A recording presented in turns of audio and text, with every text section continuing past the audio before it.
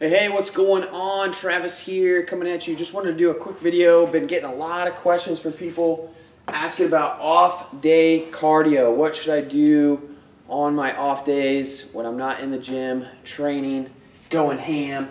And typically what people do is they do light cardio. So they do like 30, 40, 60 minutes of, treadmill or, elliptical or whatever.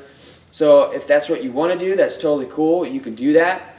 And what I'm going to go through here is a way that you can maximize that type of cardio. All right?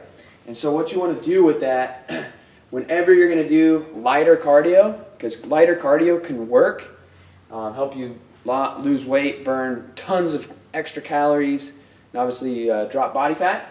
But the way we want to set it up is you've got to start with high intensity interval training. It doesn't necessarily have to be interval training, but it has to be high intensity training. We're typically thinking about 4 to 10 minutes length max. All right, so got to keep in mind this is like an off day, so we need to keep recovery in check. So we don't want to make this a full-blown crazy workout, right? So you want to start off with it 4 to 10 minutes. Obviously, after a nice warm-up, I recommend the sprinter's warm-up. Look it up on YouTube, the sprinter's warm-up, and you'll see.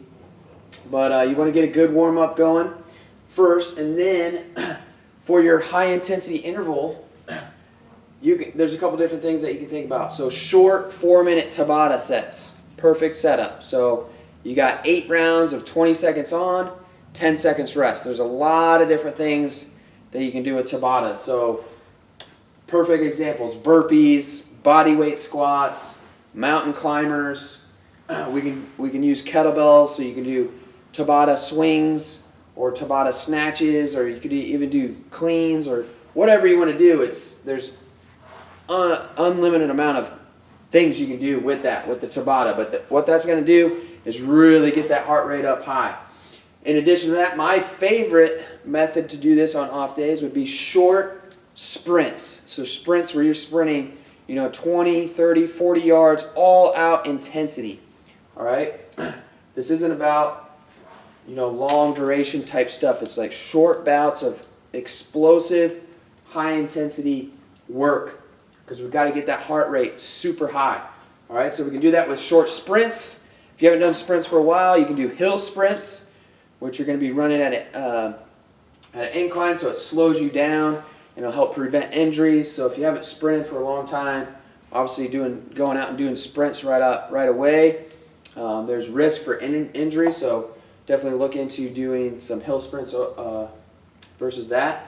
Rowing, which is going to be non-impact on the joints, which is another favorite option of mine. So just rowing intervals, assault bike or Airdyne bike, Schwinn, all those different types of things. Something that you can go at a high intensity. So like an elliptical, I don't think you're going to be able to achieve that on an elliptical. Even if you're going as fast as you can, you're going to be able to sustain that pace pretty long. So it's short, high intensity bouts of exercise.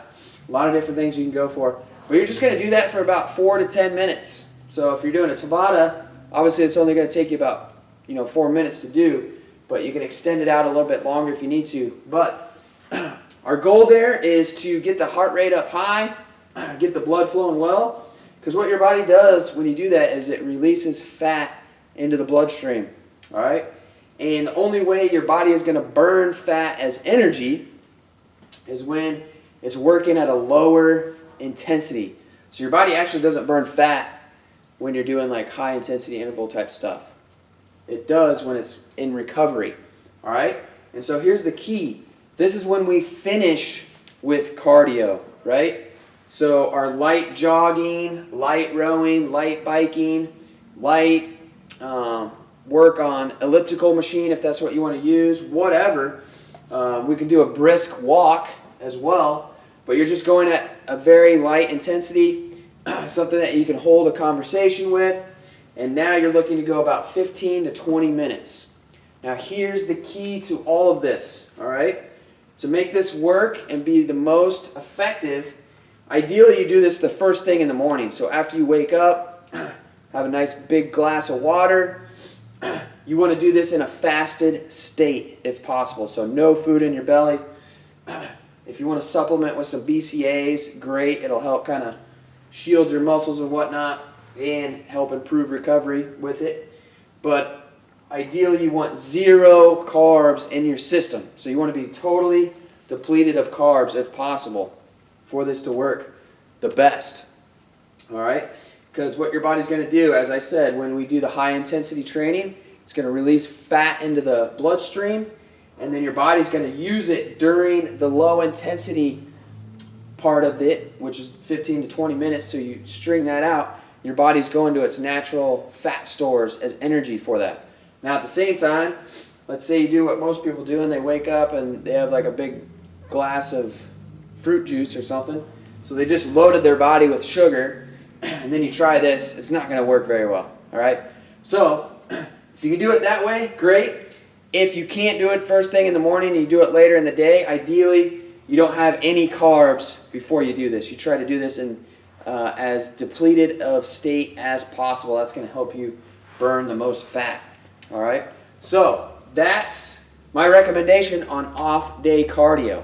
So as long as you're coming into the gym, training hard, heavy, 3 to 4 days a week, and adding this in maybe 1 to 2 extra days of the week, you'll get some amazing results with that. So any questions that you got, let me know.